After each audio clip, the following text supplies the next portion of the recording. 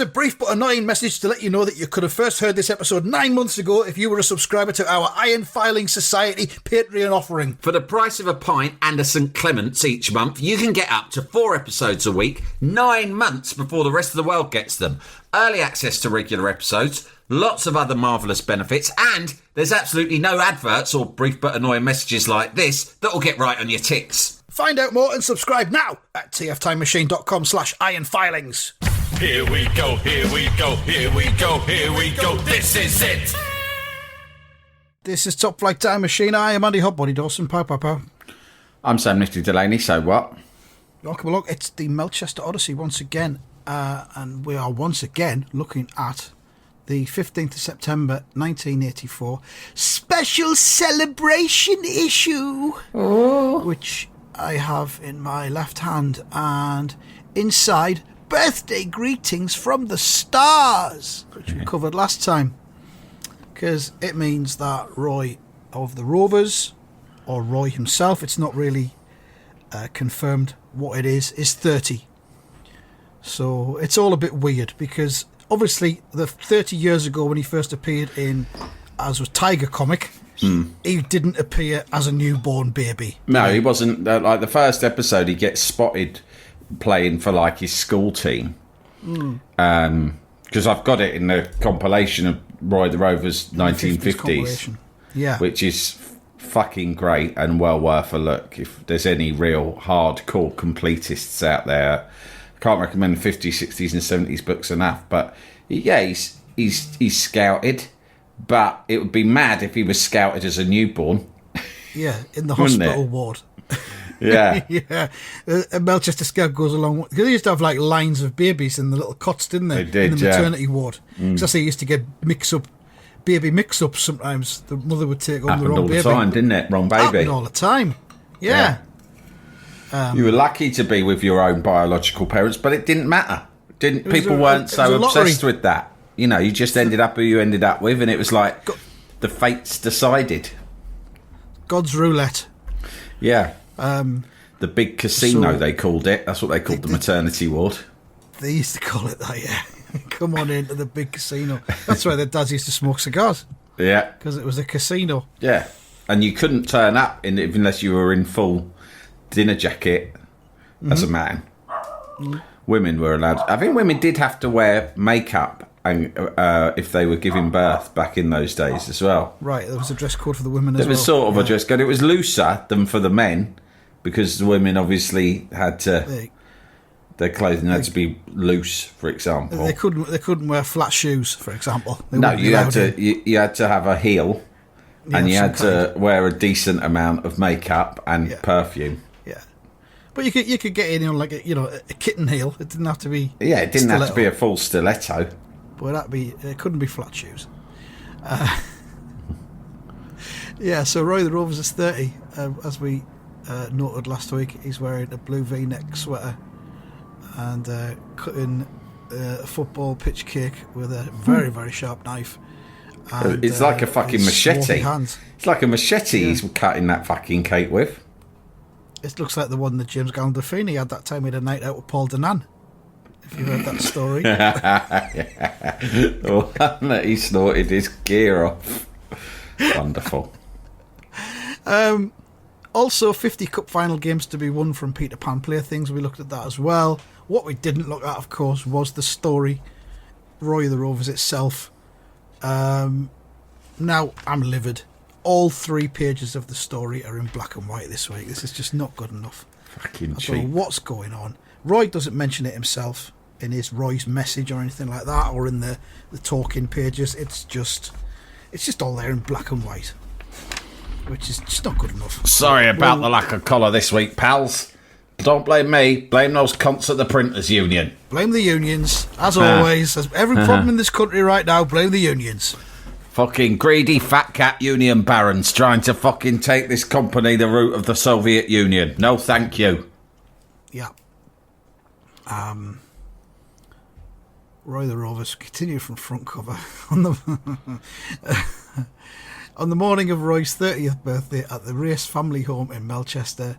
There is what looks like a postman Oh, well... Very dapper know, because postman. He's wearing a cap with a peak. Shiny peak and tie done right up. Not like my postman nowadays. I mean, my postman is a great guy, but they, as we've talked before, all postmen wear shorts, even in winter now. Walking boots. Yeah. Yeah. Bit of high vis just to stand out. Yeah, they look great, actually. Let's hear it for the posties, eh? Oh, brilliant, yeah. They're great, aren't they, when you see them out and about? Yeah, mine's Ace. We've got... he looks more like a commissionaire. Yeah, he does. Discussed before, haven't we, a posh hotel or some offices. Don't get many of them anymore. So he's got at least 3 sacks of mail with GPO written on each sack, which of course was General Post Office. Don't know if they still call it the GPO anymore. And he's saying, "Sorry to disturb you, Roy, but I didn't think I'll be able to get this mail through the letterbox." Quite right, he wouldn't. There's fucking tons of it. "I don't believe it," says Roy. And then, as he's got a sack slung over his shoulder as he comes back into the living room, Roy Jr. and Debbie, is it? I forgot what his daughter's called again. Melissa. She's Melissa or Melinda. She was called Melinda one time by mistake, I think. Yeah. Or vice versa. It's named after Melchester and Mel Park. Pathetic. Yeah. Absolutely pathetic. And, he's got his dressing gown on. He looks like Santa Claus, to all intents and purposes. Yeah. Sack over his shoulder. And they say, "And here are our cards, Dad, and our Prezi. Happy birthday, Dad." Oh, fuck me. What have they done? I hope to God they haven't fucking made me something. Well, sorry, kids, but I've got at least 1,000 cards in this bag, mostly from grown men. Number of celebrities. There's probably a card here from fucking Bob Monkhouse.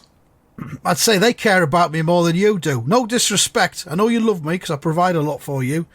But the men who have written the cards in this sack, they actually idolise me. Yeah. So there's probably going to be a fair amount of cash. There's a lot of important men as well. Important men who are of an age that they understand how important I am.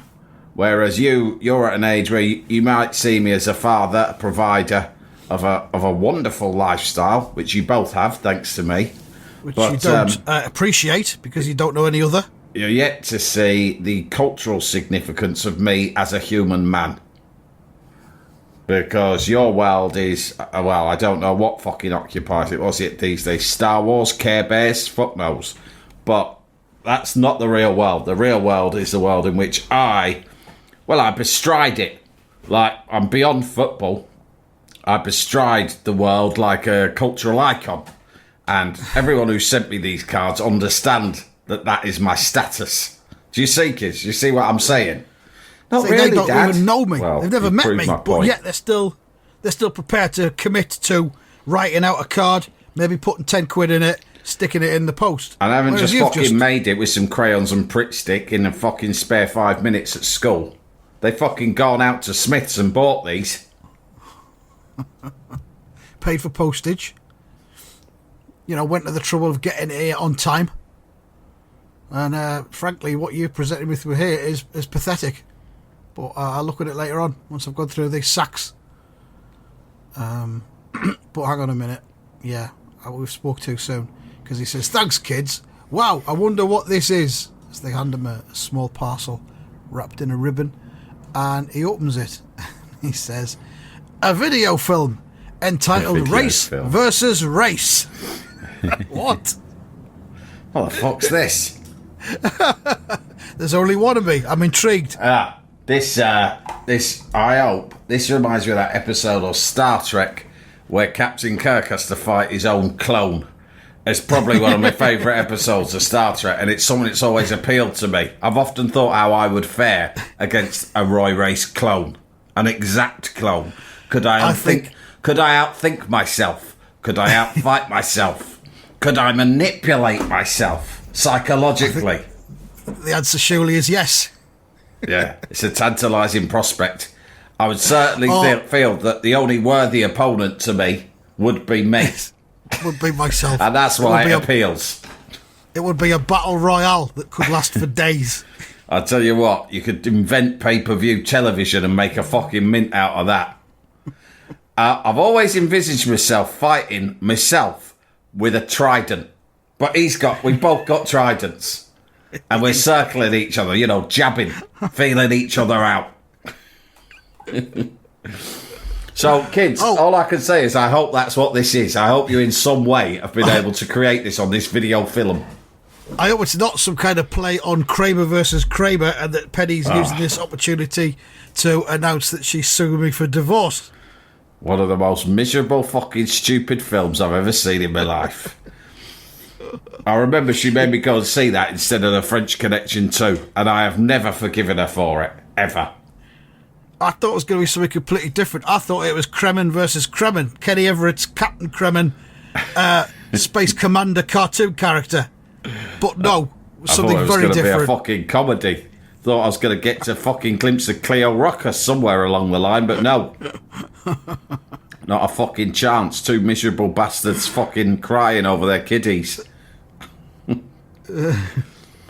Fucking the man in it. The man. Oh my God. If you can call him that. I'm shouting at the screen. Take control. They're your kids. For fuck's sake. Why is all of this happening? Make her stay. Make the kids stay. You are in charge of this situation. Take control. Fucking pathetic. And in the end, they asked me to leave the cinema because of all the shouting.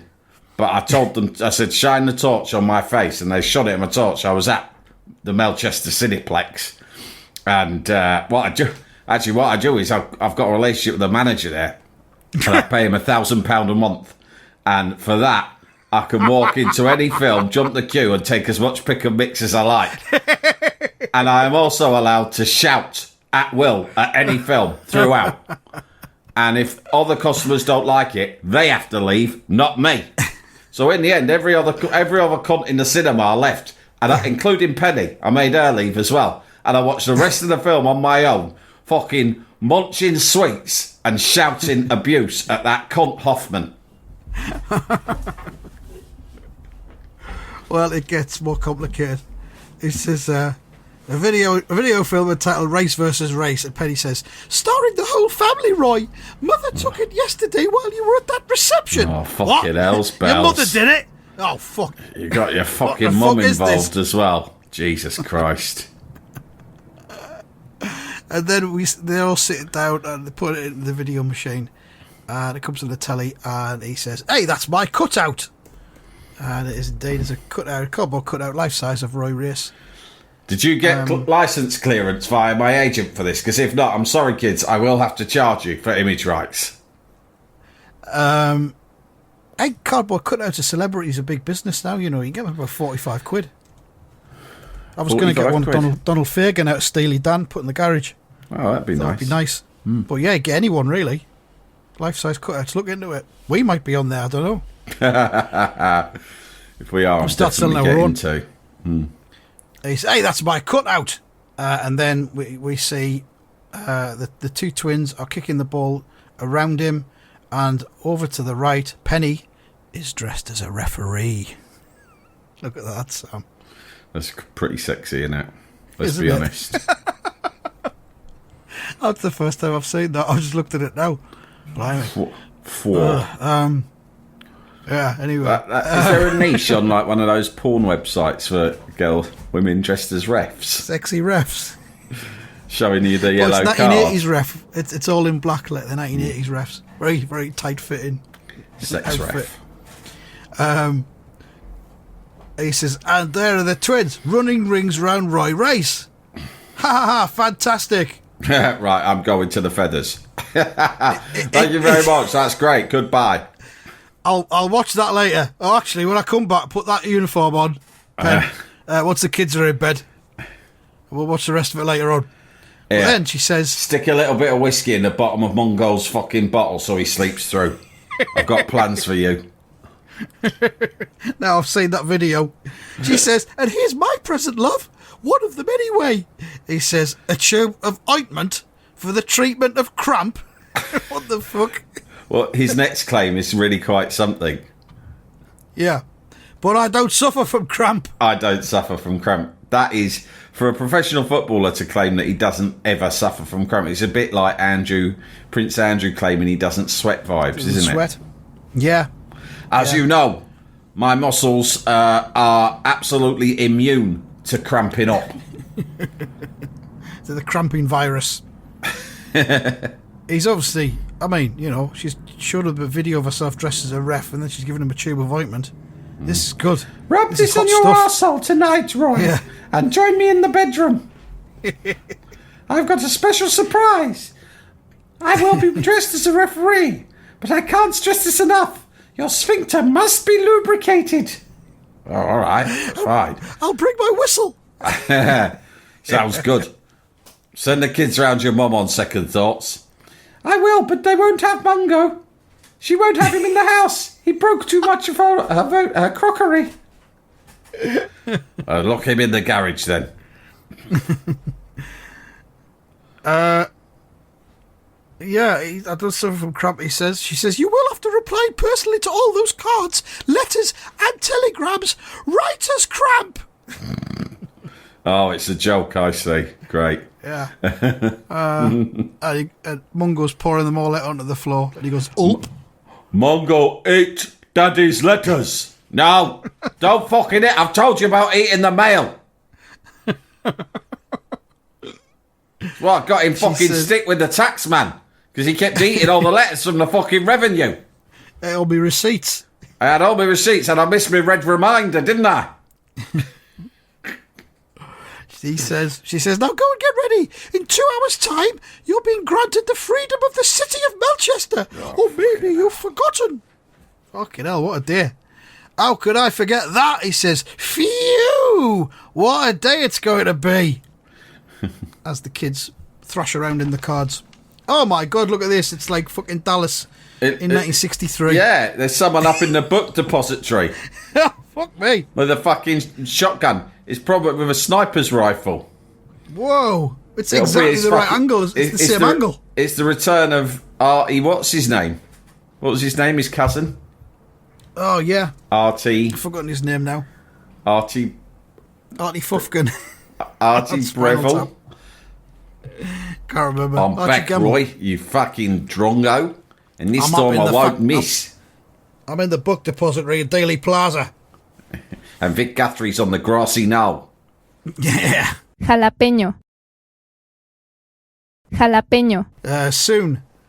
Here he comes. Oh, it's fans, isn't it? Here he comes, Roy and the whole family. Don't shoot. I brought the kids as a human shield. Yeah. If Also, you go for me, there's every chance you could blow a kid's brain out. I've got a pistol in each pocket and I've got an Uzi under the seat in front. And for some reason, Blackie is in the boot with fucking dynamite strapped to his body. I did not ask him. I have no idea what role that will play, but he insisted. And let me tell you, think twice.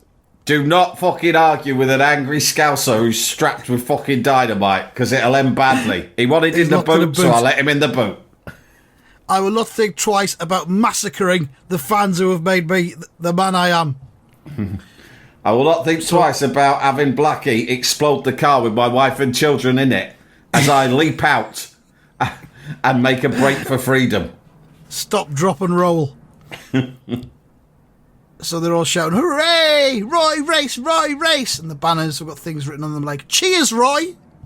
Cheers, Roy. Happy birthday, Roy. Many happy returns. Roy's the king! Says another really one. Weird, isn't it? If it's a player's birthday. Right down the front.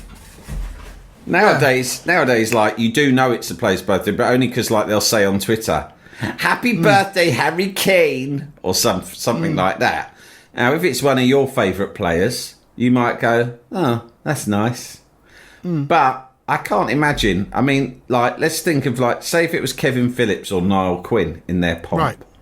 Yeah. Do you think, and I'm talking like in their pomp, the Peter Reid years, if it had been Kevin Phillips or Niall Quinn's birthday and they'd done an open-top car ride through the city of Sunderland, that this many people would have turned out to wish them happy birthday? Oh, it's unlikely. It's unlikely, isn't it? Very unlikely. These Melchester fans are fucking odd, mate. Yeah, it's a cult, isn't it? It's a massive cult. And then they arrive at the town hall. The mayor of Melchester was waiting to greet Roy on the steps of the town hall. And there's it's clearly a statue that is covered over with a tarpaulin with a ribbon around it, and a sign that says "Happy Birthday, Racy." And Roy plays along. And he says, "Well, I'll be. What's that, Mr. Mayor?" And the mayor says, "Just another little gift, Roy." Is it a Dalek? Is it a fucking pillar box? What is it? Is it a rocket? Is it a rocket? Take me to the fucking moon. Play football with a bunch of aliens, because I'll do Get it. you away from this madhouse. Have you arranged for me to have a trident fight with my own clone, just like I've always wished? What is it? It is from the citizens and soccer fans of Melchester. They've been secretly donating to a special fund over the last few months. How do you secretly donate to a special fund? You mustn't How let does Roy that race. work? Everyone in the city knows, apart from Roy race. Roy. No one tell Roy about the secret fund. If I did a secret fund for David Moyes and tried to make it so every West Ham fan was aware of it and could donate, and even the London Mayor, Sadiq Khan, was aware of it and could help facilitate it, but somehow we made it so David Moyes didn't ever find out. I can't imagine how I'd begin to do that. It's impossible. It can't be done. It's not possible. But then this is pre-internet and social media. It's pre-social media, I guess. We'll let them off. Roy's banging to this. He says, "How do I unwrap it?" The bear says, because right next to it is a target on a plinth with a wire coming at the back of it. It's complete insanity. This is a portrait of a town gone mad. A town in thrall to this man. Yeah. This self-made I'd be like, lunatic send leader. in the fucking army, because this is like Waco at this stage. Like, he's got them under such a spell that it's only a matter of time before they start arming themselves and, like shooting each other. He says, "How do I unwrap it?" The mayor says, "By hitting that target dead centre. The impact will trigger an electrical current which controls the drapes." Sounds a bit fucking far-fetched, but all right, I'll give it a go. All right. I'm only wearing my slip-ons. I'm wearing my slip-ons, but it shouldn't be a problem. I don't think he's got any socks on either. I've gone for the Miami Vice look today, but it won't hold me back. Unfortunately, he hits the outer ring of the target and not the bullseye, so he needs to hit the fucking bullseye for it to work. "Mighty close," says a fan. "Not quite, Roy. Unlucky. Maybe you'll never get to see what's under the cloth." I doubt it, though. Second time, bang, right in the middle. "Yes!" they all shout as a banner that says King Racy is held up in the air. And the tarpaulin falls. Roy can hardly believe his eyes. He says, "A statue! A statue of me!" As if, what the fuck did he think it was going to be? Chewbacca. "Your birthday honour from the city of Melchester," says the mayor. Roars the mayor. "We hereby make a pledge to honour any death cult that you, Roy Race, choose to establish here in the city of Melchester. We also renamed the city Roychester." We were going to call it Roy Town or Royville, but in the end, Roychester won out. Good. I like what I'm hearing. We see the statue. Roy's looking over it. It's a statue of Roy taking a shot with his trusty left foot. The rocket, of course. Statues are 10 a penny now. There's too many calls for statues. Build a statue of them. Yeah. It's ridiculous. I think build a statue of Claire Balding. Build a statue She's of a national Jude Bellingham treasure. in Birmingham. Jude Bellingham's gone on to play for Real Madrid now. That's really good. Build a statue of him. Make a statue. I mean, there was a statue of Mick Jagger and Keith Richards recently unveiled. Was that? At, I think, where are they from? Dartford, isn't it? Is that right? Somewhere like that. Something like that, yeah. Yeah, Does it look like statue. them? It weren't very good. Look it up. Oh, I mean, what do I know? I I can't be going around criticising statues. I You've can't never built sculpt. a statue, have you? Never built a statue in my fucking life, so who am I to Like comment? Statue Dartford. Yeah, there they are. Oh, Mick's doing like a skip, but he looks like he's skipping along, but he looks like a spitting image puppet. Yeah. And the Keith one looks like Tom Baker. That's, Yeah, that's, they're so skinny, which they are in real life, of course. Yeah. But, so I'm not saying it's inaccurate, but wow, I mean, like, seeing them in statue form, they're spindly, aren't they? They're a spindly pair of lads. That's a bit unsettling. They're just in the corner of a yard as well, by the looks of it. With some It's hedges very around the unsettling. outside. Very unsettling, the whole thing. Yeah, not into that. But The I statues are regret really criticising it. I said it's not very good. It is actually, like, artistically, whoever's crafted this is obviously a master craftsman, because it doesn't look easy. I suppose what I thought was, I found it spooky, but that's me personally. That was my reaction to it. And I suppose all artists want some sort of emotional reaction, and they certainly got one from me, because I felt spooked. It's the artist Amy Goodman. Right. Who's previously done depictions of Florence Nightingale and Sir Sterling Moss, not together, I assume, as well as a Gurkha memorial. What listen do to the I band's make music. at a party? What do you do? Make statues. Oh, really? A sculptor? You can call it sculpture if you want. I'm not the pretentious type. I just say I'm a statue maker. Who have you done? Yeah. Who have I done? Good question. Have you heard of Who have I Sterling done? Moss? Have you heard of Sterling Moss? Yes, the racing driver. That's right. Done him. Yep, done him. Have you heard of Florence Nightingale, the famous nurse out of the war? Yes, of course. Done her. Done her as well. You want to hear more? It's easier for me to tell you I ain't done. Go on, you ask me someone, and I'll tell you whether I've done them. Winston Churchill. No, of course I haven't done fucking Winston Churchill. That's just silly. Bob Of course I haven't Monkhouse. fucking done him. No, I ain't done Bob Monkhouse, but I'm in talks. Let's just say that. Pop stars. Have you done the Thompson twins? No, I haven't done the fucking Thompson twins. But you're on the right. You're in the right ballpark. Guess again. I'll tell you, it's the Rolling Stones. Next question. Yeah. Well, two of them, not all of them. I The wasn't gonna lineup's do a been lot of quite them. fluid over the decades. Yeah, best to stick to the two you know are going to be there. Yeah. It's the message. It'll stand there forever. A monument to one of Melchester's greatest sons. Unless, of course, it later turns out that Roy was involved in slavery, in which case it'll be pulled over and thrown into the river. Yeah, but he doesn't know that's Quite coming rightly. round the corner, though. He doesn't know. This is like the mid-'80s. He's so safe. In his status as a celebrity white male sportsman. He's like, Blackie, nothing will ever touch me. And there will never, ever be consequences for any of my actions. And I can tell you, that is a great feeling. It's the feeling that all men aspire to from the moment they are born. And very few achieve. But I have achieved it, Blackie. I will live a consequence-free life forever and ever, no matter what. Men, especially men like me, we have it all. And it will never end. You've almost got it all, Blackie, but you haven't got quite as much as me. And it's a delicious feeling. It's almost arousing just to think about the power that I hold in my hands.